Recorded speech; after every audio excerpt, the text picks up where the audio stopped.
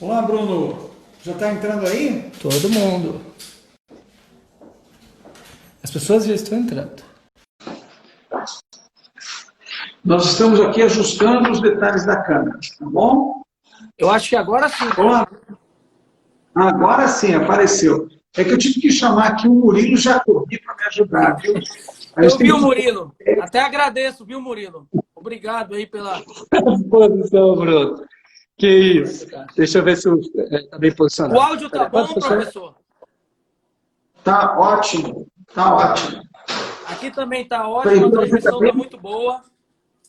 Ótimo. E, Murilo, o pessoal já está ouvindo bem? Está Já todo estão mundo ao aí? vivo, professor. Estamos começando aqui. Deixa eu só ajustar aqui um pouco a câmera. Pronto. O seu áudio tá ótimo, a imagem também. Tá? Que Então vamos ótimo. começar? Vamos começar. Eu Bom, posso falar? É deixa eu você que tem que só, começar falando. primeiramente, Você é o dono do sim, Viagra. por favor. Bom, gente, boa tarde a todos.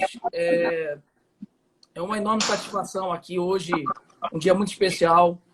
Nós estamos com meu amigo, eu posso chamar de amigo, né, professor? Já nos conhecemos há algum tempo. O professor Exatamente, além de amigo. referência, o professor, eu dizia para o professor Jacobi, da última vez que ele esteve aqui, que o professor Jacobi sempre foi um companheiro meu de cabeceira, né, professor? Não me entenda mal, mas o senhor era um companheiro meu de cabeceira de cama, porque eu lia muito seus livros, estudei muito, aprendi muito com as suas obras.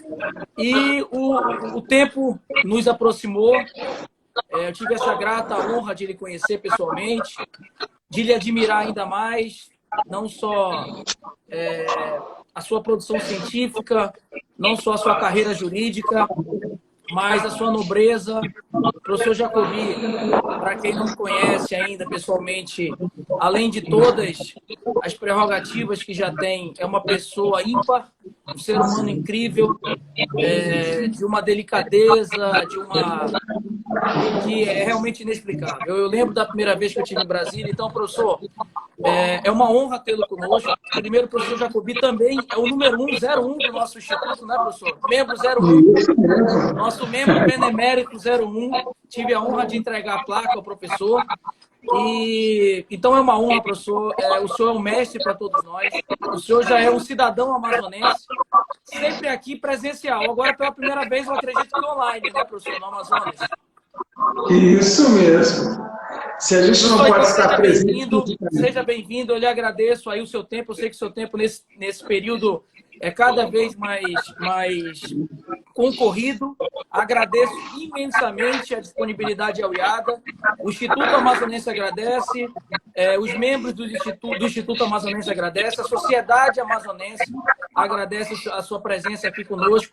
Em um momento que o senhor deve ter acompanhado, o Amazonas passa por um problema sério. O mundo passa por um problema sério, mas a situação aqui no Amazonas, ela realmente é muito complicada. Nós, assim, temos que ter muita resiliência, espero muita empatia dos órgãos de controle, muita sabedoria, desejo de sabedoria aos nossos gestores, para que a gente saiba passar por isso. Não está fácil aqui no Amazonas, professor. Nós estamos vivendo um colapso na saúde pública, nós estamos vivendo uma crise política e o povo, no final das contas, é quem acaba tendo que sofrendo no final dessa disputa aí, né, dessa queda de braço, mas eu tenho certeza que hoje a sua palavra aqui, professor, muito mais do que uma aula, eu acredito que é dar um pouco de conforto aqui para o cidadão amazonense, para saber quais são os instrumentos jurídicos que, eventualmente, nós possamos dispor nesse momento, o que o cidadão também pode participar ativamente numa espécie de controle social.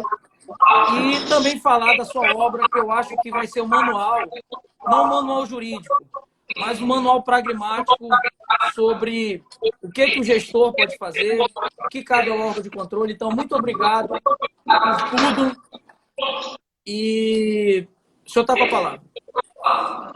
Obrigado, Bruno. Eu queria agradecer a todos que estão acompanhando a nossa live aí. Nós também divulgamos ela aqui. E a ideia é trocar algumas noções com pessoas especialistas. Mas antes, Bruno, não é retribuindo a sua gentileza, o que seria muito fácil, mas é sobretudo destacando a presença sua, do Fábio Bandeira de Mello, que fizeram da advocacia no Amazonas um diferencial, né? Pouquíssimos advogados têm a dimensão que vocês tiveram no sentido de fortalecer o direito administrativo e criar um instituto específico para isso. Então, antes de começar, e é bem rapidinho, eu queria destacar aqui o Bruno Barbirato, o Fábio, o diretor acadêmico, que é o Dr. Eric, nosso estimado amigo, a diretora administrativa financeira, a Lívia, e o secretário executivo, o Lucas. E ainda os outros membros beneméritos, né, o Augusto Neves, o Ricardo Marcondes, o Rodrigo Pironte, o Fabrício Macedo Mota e o Emerson Camargo. E dizer aqui algumas coisas são importantes nesse momento. O primeiro deles é importante que a gente vai enfrentar o coronavírus sem abandonar o Estado democrático de direito. Então, as pessoas estão criticando governos, políticos, criticando o Congresso, criticando o presidente da República, governadores, e é claro que é livre a manifestação de pensamento. Mas quando a gente olha num cenário um pouquinho maior, a gente verifica que o Brasil pode ser considerado um exemplo. E eu repito aqui algumas palavras que meu amigo Bruno já conhece. Eu conheço meu país pelo Diário Oficial. E pelo Diário Oficial, nós estamos muito bem. Estamos efetivamente muito bem.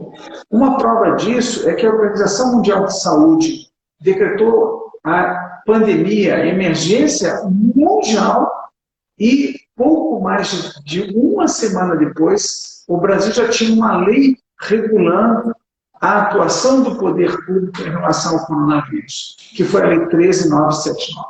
O ministro da Saúde, quase contemporaneamente com a Organização Mundial de Saúde, expediu duas portarias, a 188 e a 365, regulando inclusive a requisição prevista na Lei 13.979.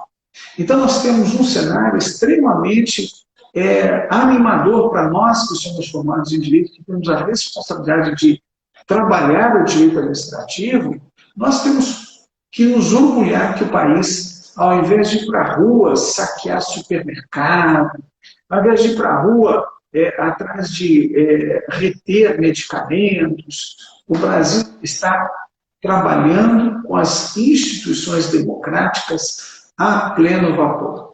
Ainda que se discuta, tem que usar máscara, não tem que usar máscara, tem que trazer respirador, pode o município requisitar ou não, nós podemos nos considerar um exemplo de democracia em evolução adequada. E esse é o primeiro ponto. Nós estamos buscando leis, estamos enfrentando isso com leis, com normas, e respeito à liberdade individual, respeito à iniciativa privada. Esse é o primeiro ponto. E o segundo ponto, eu queria dizer que praticamente a obra número 01, né, o exemplar número 01, já está com a dedicatória para Bruno Barbirato, né, do nosso livro feito em edição física, né, porque até ontem ele só existia como e-book, né, e nós vamos dar um desconto especial a todos que estão participando da live, inclusive a Nayane, que está aqui do meu lado, já está contactando com a Editora Fórum para ter da Editora Fórum um desconto especial para os que estão participando dessa live. Então, a ideia é que a gente tenha uma obra. O que trata essa obra? Essa obra nós escrevemos, são 220 páginas, né? E nós escrevemos para tentar corrigir um erro que está acontecendo. E com todo respeito, por exemplo, ao ministro Ricardo Lewandowski, né? Saiu uma decisão errada do Supremo Tribunal Federal. Por que saiu uma decisão errada? O ministro do Supremo Tribunal Federal, com todas as vendas de estilo, eu conheço pessoalmente e tenho muito respeito pela nossa pessoa, como nós temos por ele. Ele foi apreciar a juridicidade e a validade da medida provisória 936 e colocou o seguinte: não pode haver supressão nem redução da jornada e redução do salário sem que exista a participação do sindicato. E em 10 dias deve ser comunicado ao sindicato que podem se opor a essa negociação. O que nós assistimos? Nós assistimos à interpretação de uma norma do direito provisório, e aí um esclarecimento aos nossos amigos.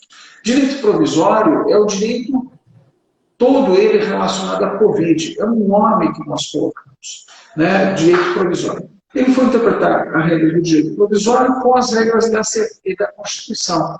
Ora, a Constituição, a CLT, estabelece a possibilidade de redução da jornada e redução também, e a suspensão do contrato de trabalho, e desde que tenha a participação do sindicato. O que a Lei 936 fez?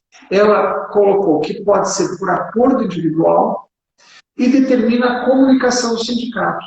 Não para que o sindicato se oponha ou não, mas que para o sindicato exerça um controle específico sobre isso. Então, note, para nós interpretarmos o direito provisório, nós temos que ter 3 balizas, para não cometermos erro.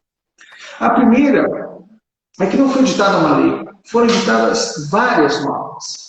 E, portanto, surgiu um novo sistema jurídico, um sistema jurídico provisório.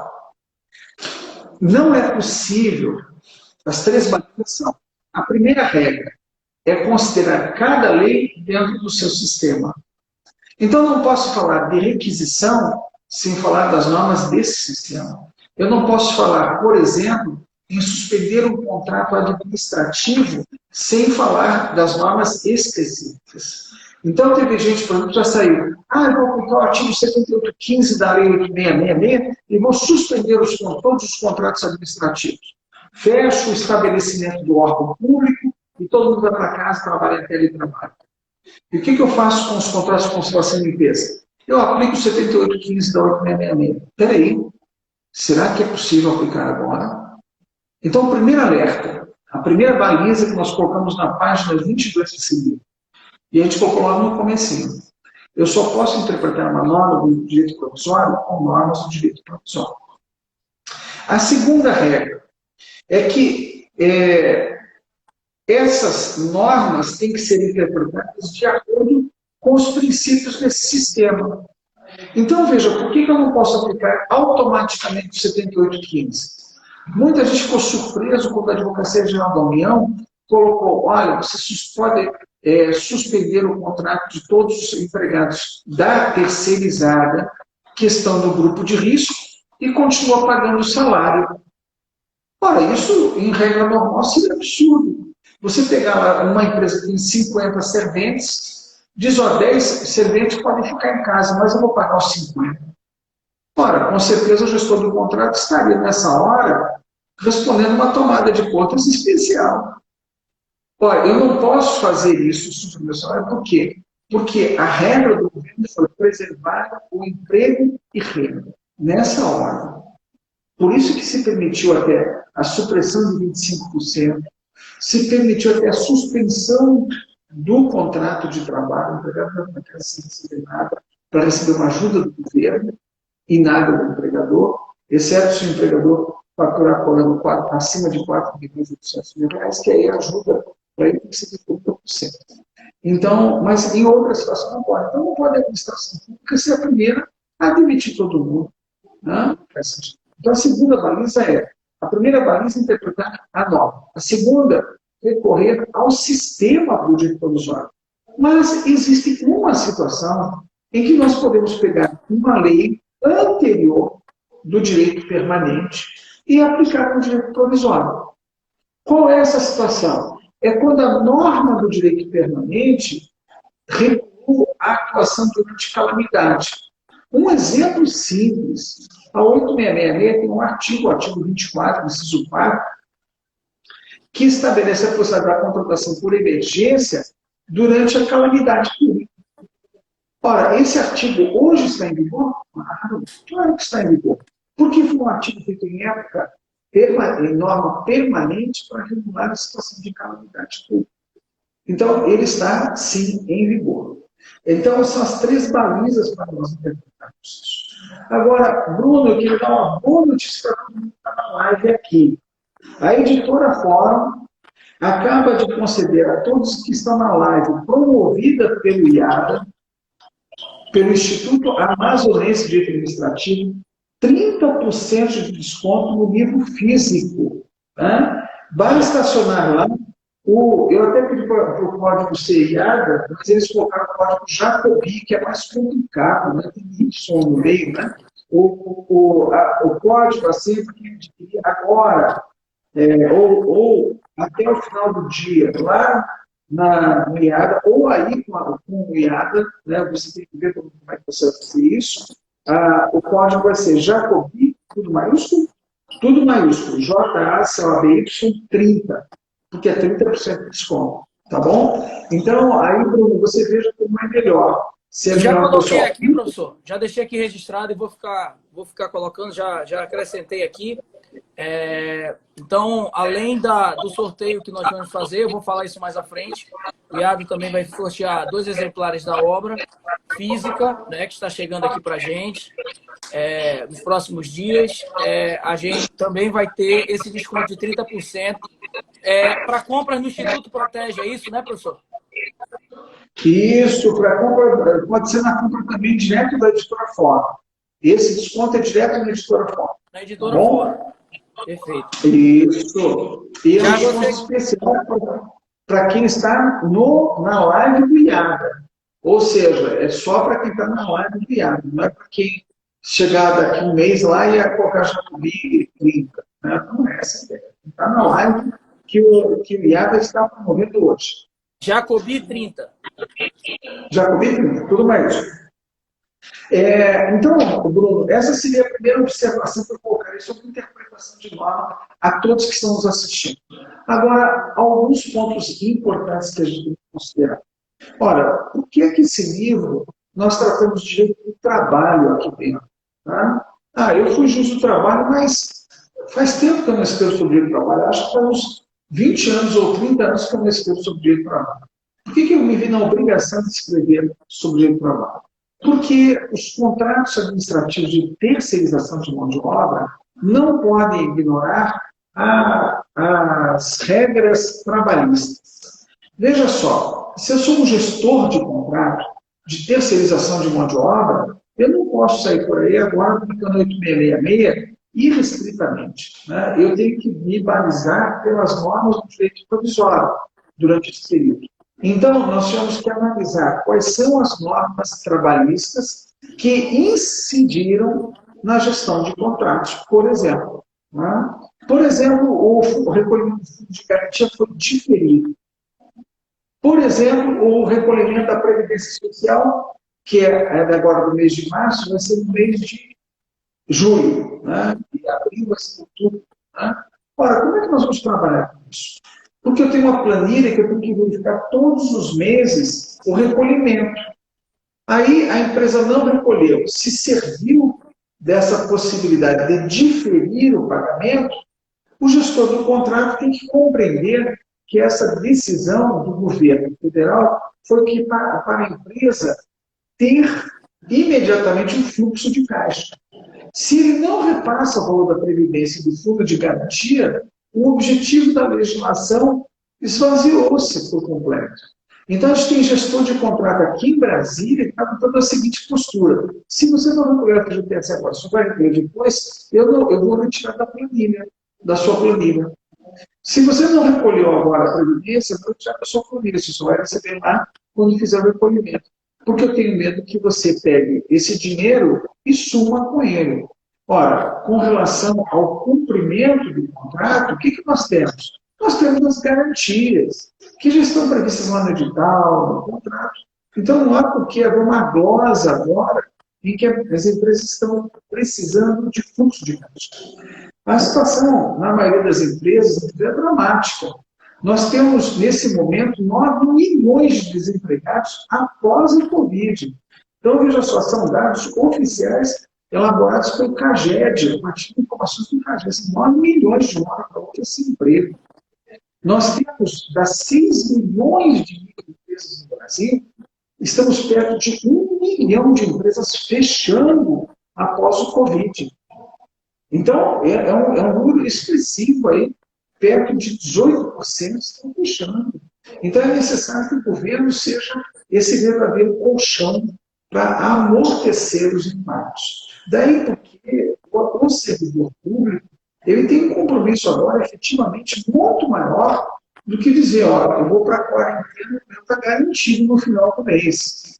Não, eu estou lá gerindo contratos com extrema responsabilidade. A propósito disso, eu também queria dizer, Bruno, e aí acho que o pessoal do IAD ainda não está sabendo, mas a gente está lançando um curso essa semana sobre gestão de contratos em tempo de Covid. É um curso EAD, né, que já está na nossa plataforma, já está na pré-venda, e para esse curso a gente vai oferecer ao pessoal do IADA 20%. Basta escrever quando for pedir lá que tem direito ao desconto, tá certo? Vai ter um ponto lá de comunicação que tem direito ao desconto porque assistiu a live nossa do dia 29 de abril. Eu vou, inclusive, professor, nesse ponto, para deixar registrado, depois entrar em contato com a sua assessoria para pedir a divulgação, a foto de divulgação do curso do IED, para a gente publicar aqui no Instagram do IADA, também no Stories, e para deixar registradas as instruções certinhas para quem participa. Eu acho que é o momento que todos estão em casa, é necessário nós ficarmos em casa, e só que a gente precisa utilizar desse momento também para tentar compreender melhor o que está acontecendo no mundo, o que está acontecendo melhor no Brasil, e participar ativamente, né? Efetivamente. O IADA ele tem por função principal aí atingir a academia, atingir acadêmicos, profissionais de direito, e eu acredito que essa participação conjunta e proativa da comunidade jurídica nesse momento seja muito importante. Isso mesmo. Eu renovo aqui a importância do IADA, por quê? Porque se fazer direito administrativo no Brasil hoje já é uma questão difícil. Por que é difícil a gente ter o direito administrativo? O direito administrativo tem que existir para trabalhar e, inclusive, limitar a atuação da administração pública. Nós temos que ter no direito administrativo pensadores vinculados ao governo, né? Como, por exemplo, a gente tem aí o diretor acadêmico, né?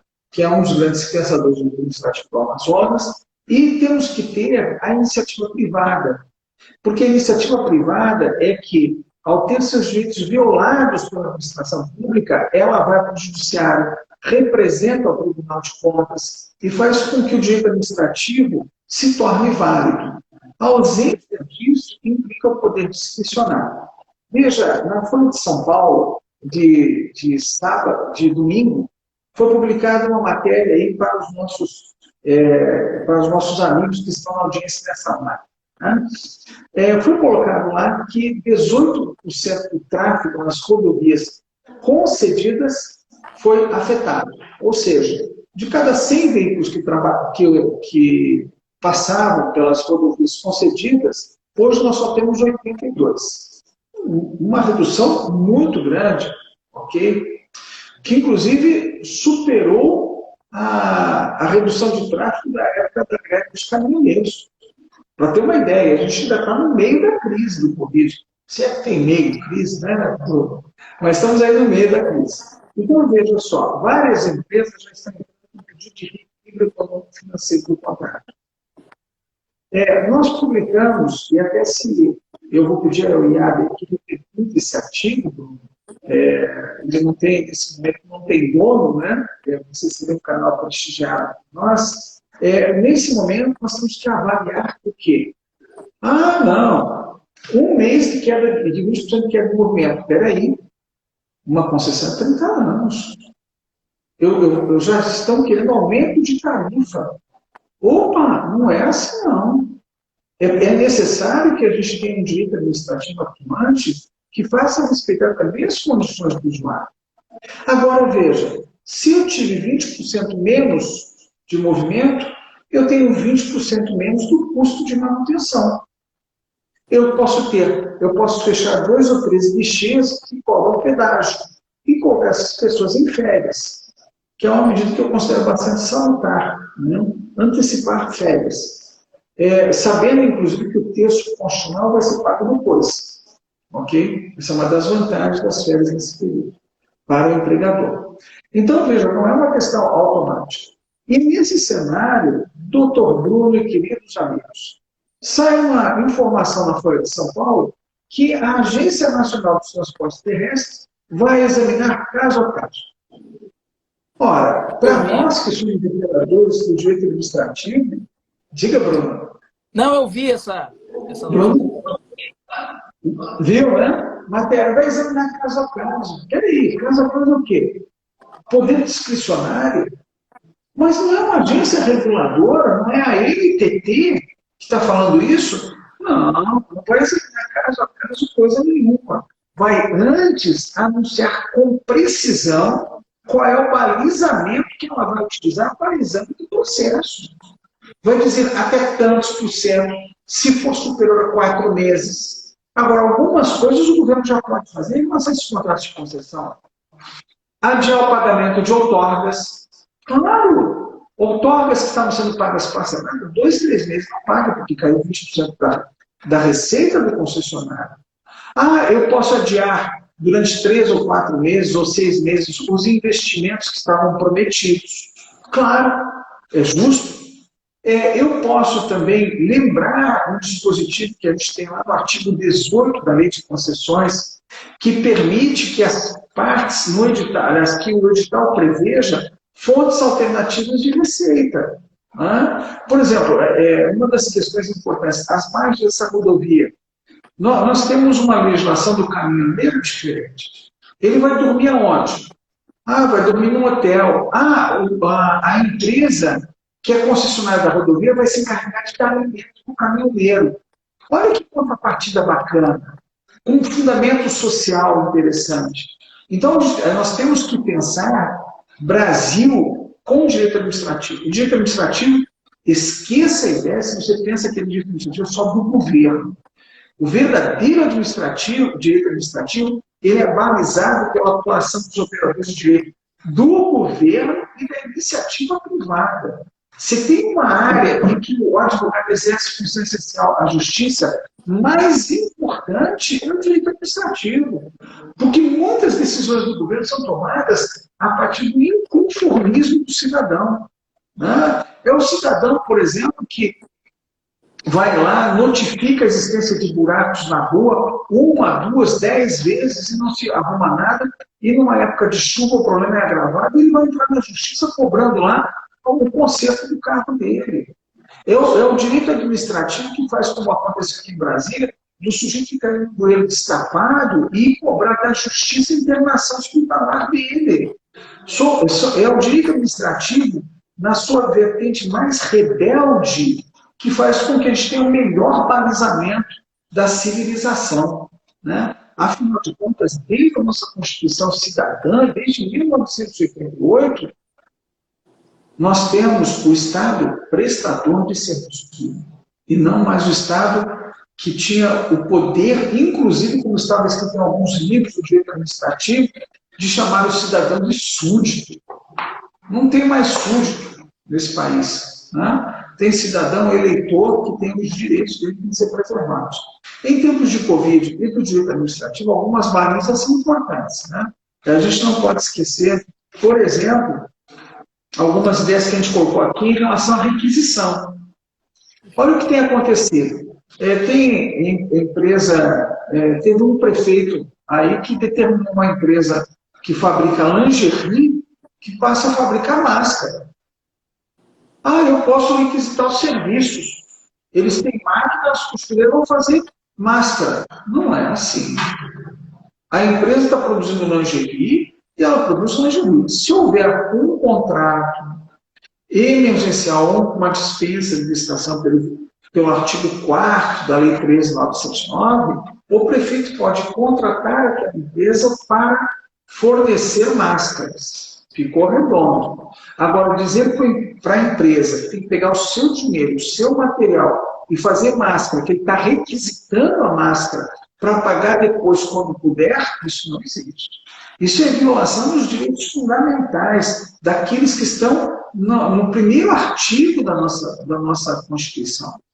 Então, nós temos que enfrentar o coronavírus, mas se a gente resolver enfrentar com baderna, aí a gente vai apoiar quem pensa em fazer saque no supermercado. É a mesma coisa. Ou o saque no supermercado feito pelo cidadão, ou o prefeito ordenando medidas dessa natureza. Elas são iguais. Todos são vítimas nesse momento. Mas veja o esforço que o governo está fazendo, e aí não é nenhum partidarismo político. Né? Ninguém nunca ouviu falar o meu apoio a impeachment de Collor, de Dilma, de nada disso. Né? A gente tem um conformismo e quem tem que decidir isso é o parlamento. Agora, a gente tem que dar um profundo respeito a esses valores que nos custaram muito caros na sociedade. Né? Mas vamos deixar o povo falar, né, Bruno? Vamos deixar os nossos colaboradores. Desculpe me interromper, mas nesse caminho aí que o senhor está traçando, eu gostaria de fazer um questionamento, até tem muito a ver com o que o senhor ponderou no início da sua explanação. Bom, eu acredito, o seu livro, eu já tive acesso a alguns trechos, né, evidentemente, na plataforma virtual, tenho ele na plataforma virtual, estou ansioso pelo físico autografado, viu, professor? Está aqui na minha frente, ó. Está aqui, ó. Dá até para mostrar aqui, ó. Dedicado ao Bruno Barbirato, ó. Obrigado. Mas assim, a minha pergunta é relacionada ao seu livro, à sua obra. Mas eu sei que o senhor tem uma característica, o professor tem uma característica que eu acho essencial, unir a teoria à prática. Nós falávamos aqui no evento do ano passado, IADA, que o senhor nos honrou com a sua presença, que o direito administrativo ele precisa ser mais pragmático, ele precisa resolver problemas. E eu acredito que o professor tem essa característica lúcida de unir teoria com prática. E aí eu lhe pergunto, nesse momento de grave comoção social, comoção jurídica, nós vivemos uma pandemia sanitária, nós vivemos uma pandemia jurídica, a todos os momentos surgem leis, uma pandemia econômica, agora política, e eu percebo que existem muitas dúvidas também, muitas vezes pela utilização errada, né, do conceito de interesse público, do que é a salvaguarda desse interesse público. E aí eu lhe pergunto, na sua obra, em que trechos, mais ou menos, o senhor acha que pode ser utilizado, por exemplo, para salvaguardar os interesses do gestor, que não é do gestor, do poder público, o gestor ali está como mero operacional da consecução desse interesse público, e do particular? Porque, por exemplo, no contrato administrativo, como o professor muito bem ressaltou, por exemplo, de serviço de natureza contínua, de terceirizada, existe uma eterna luta, né? Uma guerra de braço entre o poder público, que alega o interesse público, que aí pode se discutir se é público ou não, e o particular, que também alega o interesse público, né? Principalmente em manutenção de contratos, de emprego, geração de renda, reequilíbrio econômico e financeiro do contrato. E aí eu lhe pergunto, no seu livro, quais são os instrumentos que o senhor trata aí para salvaguardar, proteger, sim, o interesse da coletividade, mas sem esquecer do interesse do particular, porque nós temos que lembrar que dentro do contrato administrativo, princípios da boa-fé e da função social também regem as duas relações, né? E eu acho que a grande questão é justamente achar uma solução que de fato seja o interesse público, ou seja, a consecução, a concretização daquela matriz axiológica constitucional. Pois é, ótima questão, Bruno, que nós temos que enfrentar. Veja aqui, a ideia que nós temos e que a gente coloca no livro é, em primeiro lugar, estabelecer do gestor do contrato para o contratado um diálogo permanente. E esse diálogo balizado em termos de normas. Nós vamos colocar aqui alguns exemplos e algumas situações. Por exemplo, cabe reequilíbrio conduzido do contrato firmado antes da SPIN? Sim, pode caber.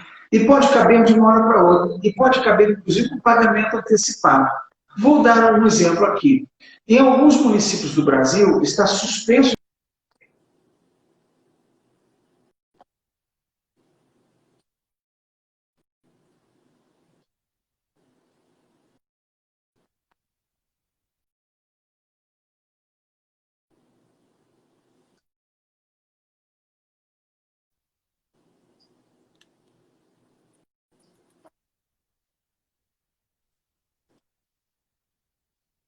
situações, o poder público tem simplesmente parado de pagar.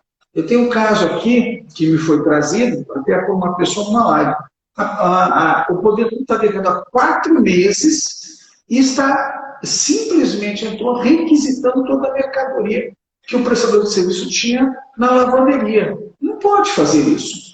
O pagamento superior a 3 meses autoriza o contratado a suspender a execução do serviço. Ah, mas é uma lavanderia hospitalar.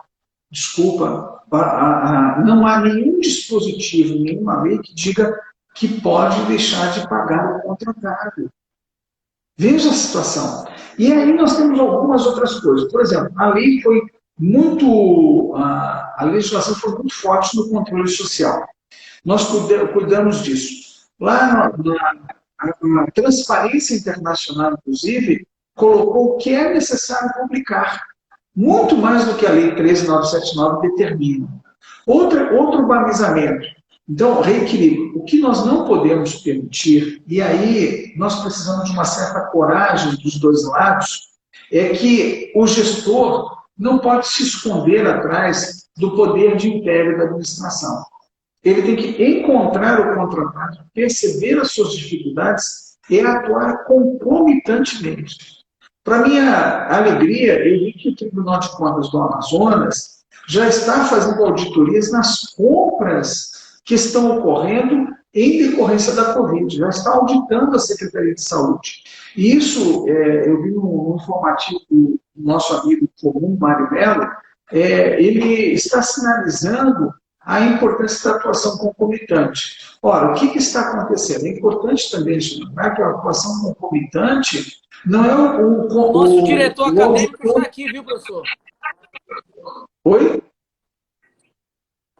O nosso diretor acadêmico, o conselheiro Érico, o professor Érico, está aqui também, participando da live, está nos vendo. E aí receba nosso carinhoso abraço, Érico, né? O Érico e nós somos amigos de longa data e amigos também comum, né, Bruno?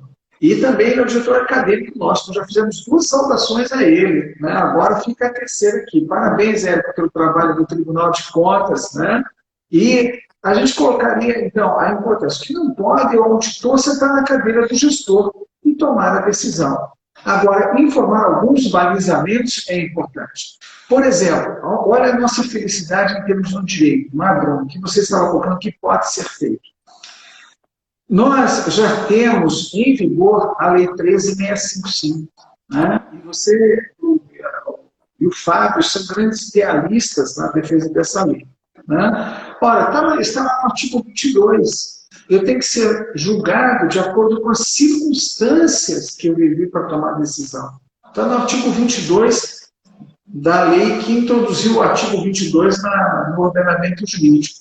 Então, veja só, como é que você julgar? Qual é a dificuldade, Bruno? É que o gestor não sabe trazer para o processo as condições. Então, ele vai lá e diz, olha, de acordo com o artigo 4, estou fazendo a seguinte compra. Ok, preciso de máscara. Ah, mas por que essa quantidade? Por que isso? Inclusive, em relação à quantidade, a Lei 13.979 criou um novo paradigma. Presume-se que a quantidade é adequada. Presume-se que o objeto é necessário. O que falta comprovar? Eu tenho que deixar claro que esse objeto é necessário para a questão de saúde. Então, veja, outra questão que a gente tem recomendado também é o direito de fazer dispensa de licitação para a compra de objetos usados. Não? Ora, o objeto é usado? É um aspirador usado. Eu preciso...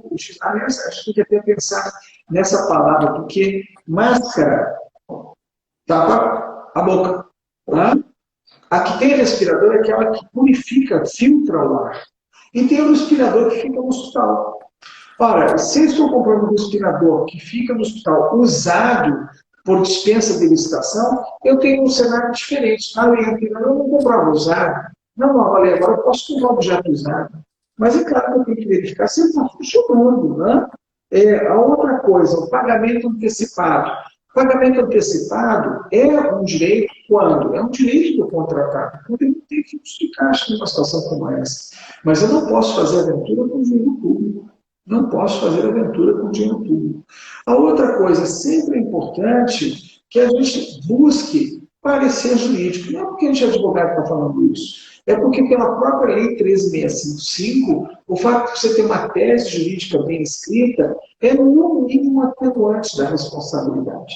E aí vamos lembrar de novo o que nós entendemos sobre a advocacia perante os órgãos públicos. Para a União e para o Estado, há um monopólio da advocacia consultiva e contenciosa pela Constituição Federal. E para municípios não há. Né? Os municípios podem eleger o trabalho jurídico do seu quadro e, não tendo quadro de pessoal, também ter a possibilidade da contratação de empresas privadas, de escritórios privados. Né? Outra questão que a gente tem que pensar também, que está no direito do contratante e do contratado, é a questão de estimativa de preços. A nova lei permite que a gente acabe contratando por preço até superior ao de mercado. Mas em que situações? Devidamente justificado. Então, olha só, nós todos sabemos que o preço do álcool em gel, até aqui eu estou usando aqui os nossos acompanhantes aqui, o álcool em gel aumentou o preço. Ok. A quanto o governo está comprando? Certamente a preços diferentes. Porque o município que está mais distante, lá no interior do Amazonas, e o Distrito Federal ou São Paulo vão ter preços diferentes. Né? Não só pela logística necessária, mas também porque, às vezes, o mercado fornecedor é muito restrito. Eu não posso pegar daqui 6 meses e condenar um prefeito que comprou pelo dobro do preço de São Paulo. Né? Então, é necessário que ele justifique esse preço com os mecanismos que ele puder. E aí vem a outra questão que o pessoal pergunta muito, e a gente tratou também nessa obra, é o preço CIF e o preço FOB. CIF é o preço da mercadoria entregue no Brasil. Né? Aqui, no nosso, aí na sede do Tribunal de Contas do Estado do Amazonas, entregando álcool em gel. Né? E a outra é o preço FOB. Eu pago lá no embarque e o risco todo do transporte, do desembaraço alfandegário é do comprador. Então, isso existe, sim. Por exemplo, eu participei quando estava no Ministério Público, de uma compra com preço FOB.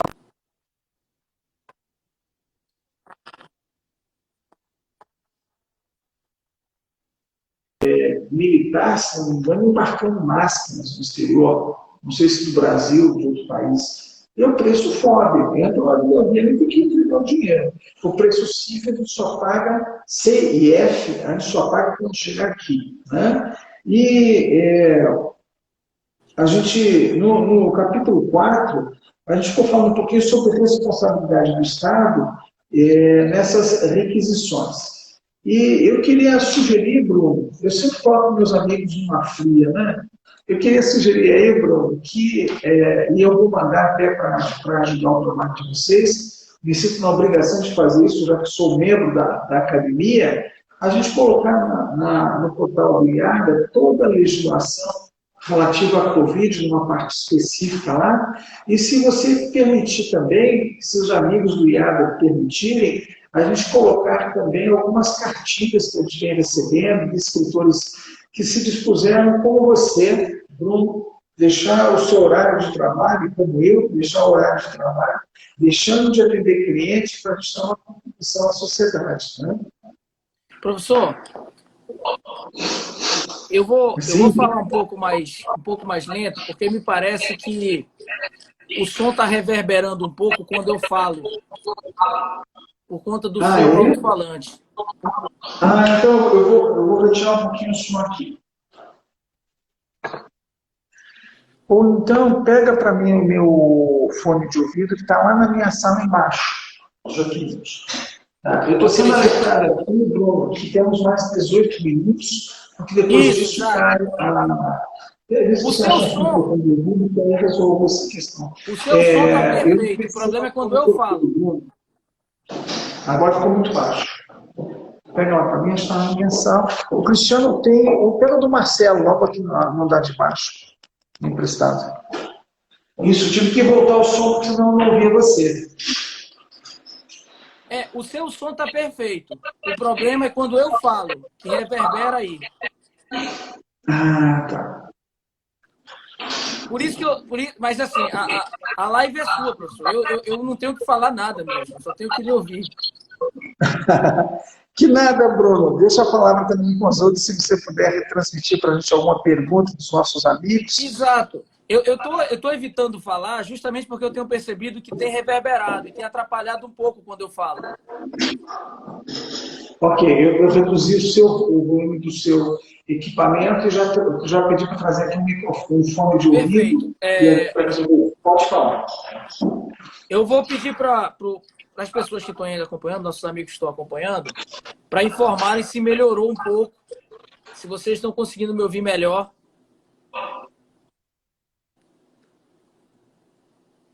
Eu acho que melhorou um pouco, professor. Vai melhorar muito quando o senhor tiver com o seu fone, mas enquanto isso, enquanto o fone não chega, professor, eu queria lhe fazer também uma pergunta acerca de algo que o senhor abordou no seu livro, né, que eu já li, tive acesso e recomendo mais uma vez a todos. Mais uma vez lembrando, hoje, excepcionalmente hoje, para quem estiver aqui assistindo a live do IADA, um desconto de 30%, né, professor? Na Editora Fórum, no site da Editora Fórum. Você vai botar lá o código Jacobi, tudo maiúsculo, Y no final, 30 de 30%, e você vai ter acesso a esses 30% de desconto no livro físico. O IADA também, como apoiador da obra do professor, nós adquirimos uma quantidade de exemplares, nós já sorteamos algumas aqui, e nós vamos continuar sorteando ao longo da semana mais algumas obras do professor. Tá? Professor, eu queria abordar com o senhor, nesse tempo que nos resta, a temática, mais uma vez forçando, essa temática a respeito das requisições. Eu tenho visto algumas decisões judiciais e algumas decisões também administrativas de gestores que alegam, vamos lá, primeiro nas decisões dos gestores, que alegam que o mercado, pelo princípio da livre concorrência, o mercado em tese, autorregula seus preços. Né? Então, no momento de alta procura, o preço sobe. É claro que isso é natural, isso é lei do mercado, isso é lei da economia, e você não tem como evitar isso. O problema é que eu vejo que existem algumas situações que podem caracterizar o não cumprimento da boa-fé contratual. Né? Empresas que eventualmente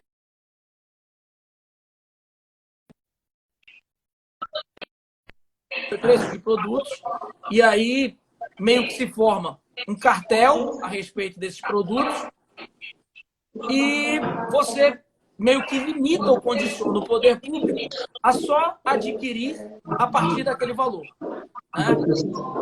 Deixa eu só o professor concluir aí, que eu já continuo aqui e concluo a pergunta.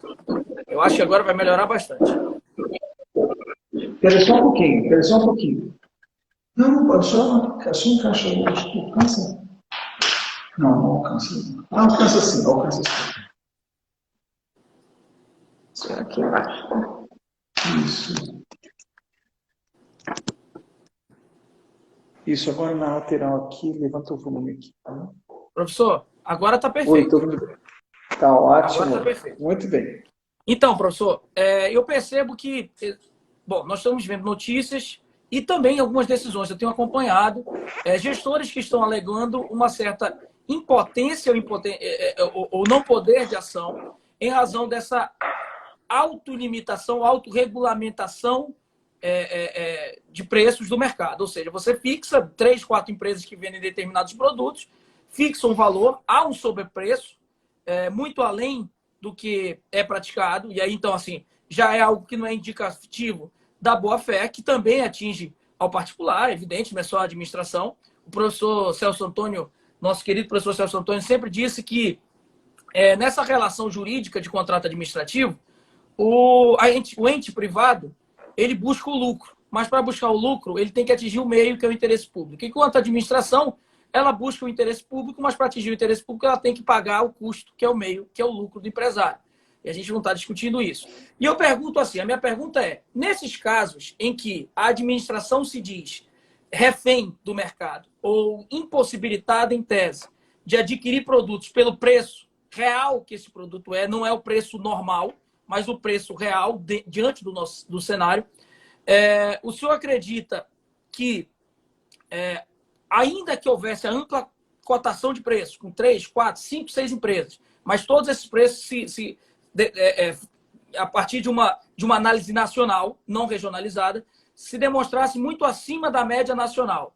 É possível a requisição administrativa ou a administração, ainda assim, precisa sempre tentar se valer da contratação administrativa via dispensa de licitação, que nesse momento é a regra, e só em casos realmente muito excepcionais que pode se valer da requisição administrativa.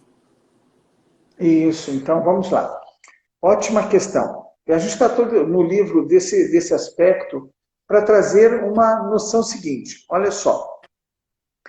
É preciso distinguir, e você já fez isso no começo da sua exposição, a situação da boa-fé e da má-fé, do abuso do poder econômico, né, e da defesa do interesse público.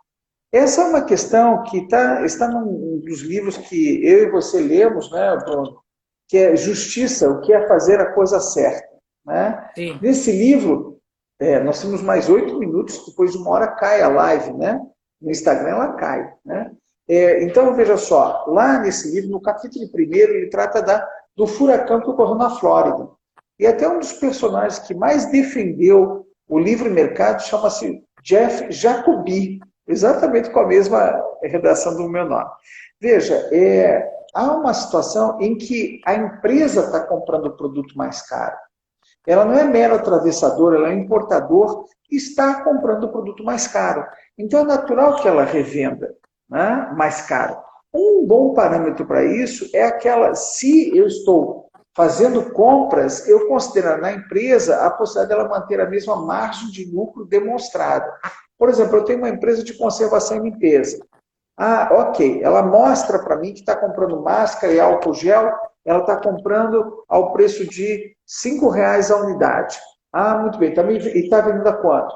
O mesmo delta de lucro, tá certo? É bem razoável. Agora, eu estou comprando o álcool gel em R$6 o vidro, ou a embalagem, e estou vendendo agora 60, evidentemente eu estou tendo um lucro abusivo. Por isso que eu acredito que não se pode ter um julgamento previamente definido. O que eu considero correto, dentro daquela ideia de que a gente tem que balizar o poder discricionário? A mesma margem de lucro normalmente obtida. Ora, se há abuso do poder econômico, um exemplo aqui, do que custava 6, passou a custar 60, e R$54 passou a ser uma margem de lucro, essa liberdade do preço de mercado está gerando um preço abusivo que pode até ensejar a requisição. Lembrando que sobre requisição nós temos uma DPF no Supremo Tribunal Federal e temos uma ADIM, né, a 6362, que não tiveram liminar ainda do Supremo Tribunal Federal. Na primeira foi entendido que o município poderia requisitar, né, e o Supremo não deu liminar em favor dos municípios poderem requisitar, embora na lei haja uma previsão desse sentido e a recomendação é uma atividade coordenada. Por que coordenada? Ora, um fornecedor veio nos relatar que ele teve os bens requisitados pelo Estado e pelo município. Eu não sei o que fazer, a quem eu entrego. Né? A diferença é que o Estado tem a polícia militar a seu favor. Né? Então, o regime da força pode ser utilizado. Mas, então, isso há de ser ações coordenadas. Como você mesmo colocou, a requisição é o último instrumento. E eu acho que ele só deve existir na falta do diálogo por parte do empresário. O empresário que está comprando acima do preço já. Né? Professor, e para finalizar aqui, a gente já se caminha para o final, eu tenho uma pergunta que foi objeto aqui logo no início. O tema do seu livro é o direito provisório. Né? O senhor aborda de forma magnífica as dificuldades do gestor público e da iniciativa privada também nesse momento. Quais são as nossas expectativas pós este direito provisório, pós-Covid?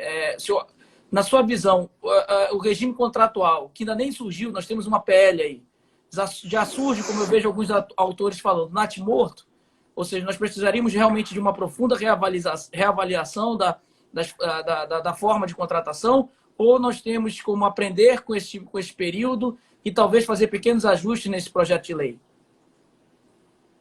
Isso, veja só, o projeto de lei, eu acho que vai ter alterações profundas em decorrência dessa época do direito provisório.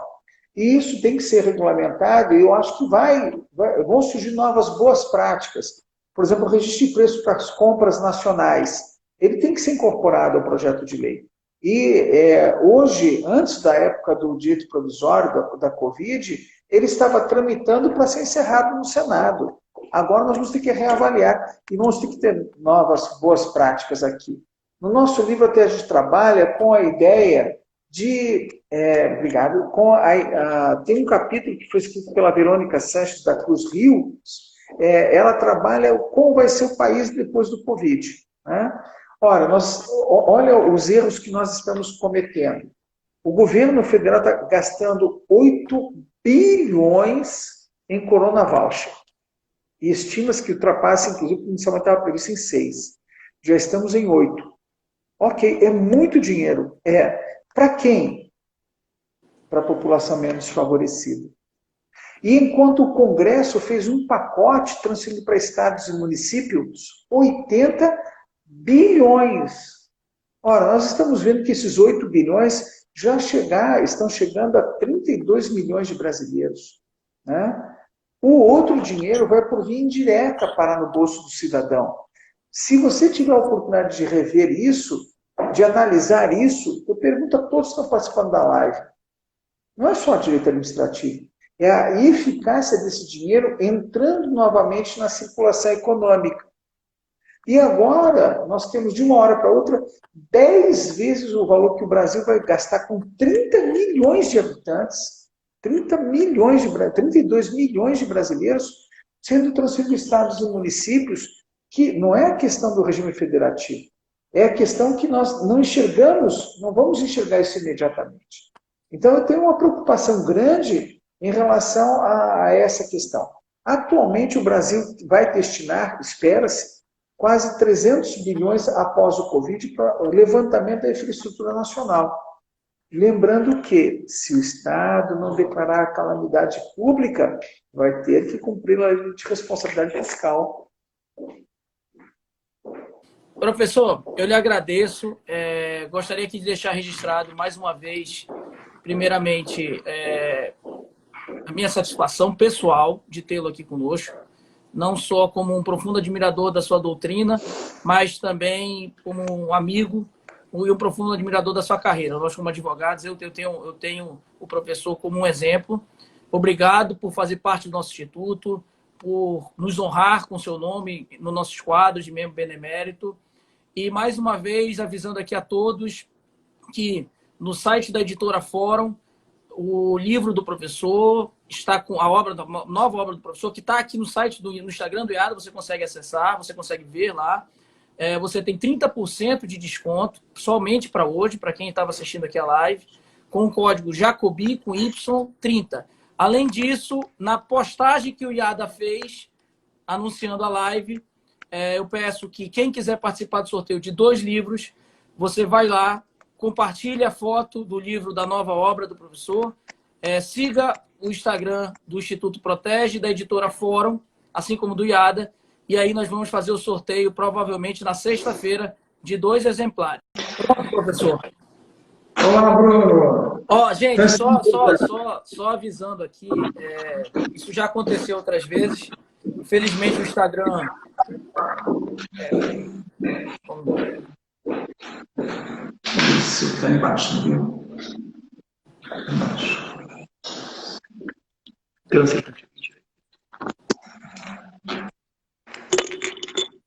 Prontinho. Pronto, professor. Bom, só avisando aqui, pedindo desculpas aí, na verdade, o Instagram é um aplicativo, essa plataforma tem uma limitação de 1 hora, mas eu convidei aqui o professor, faço questão para os agradecimentos finais. Como eu ia falando, só para deixar claro, gente, para todos que estão seguindo aqui, o livro do professor Jacobi agora já está disponível na plataforma, estava disponível na plataforma física, agora no formato da plataforma virtual, agora no formato físico, na editora Fórum, né, professor? E também no Instituto Protege, no site do Instituto Protege, especificamente na editora Fórum, hoje, para quem estava aqui assistindo a live, e logo após a live, professor, nós vamos fazer uma publicação. Nós vamos fazer uma publicação no Instagram,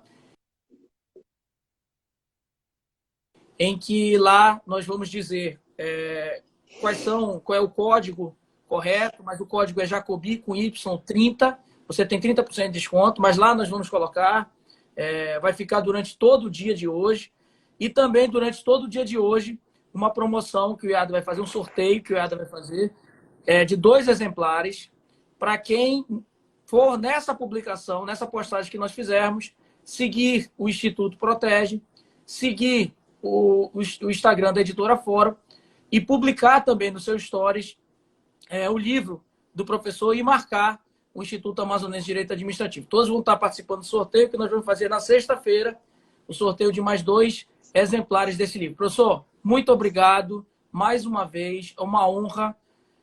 O senhor sempre nos prestigiando o Amazonas.